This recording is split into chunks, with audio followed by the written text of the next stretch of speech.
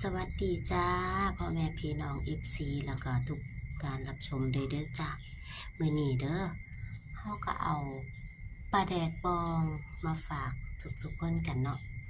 มีถึงผักสดเนาะมีหลายอย่างเลยจ้าเบิ่งดูล่ะเป็นตาแซ่บเนาะ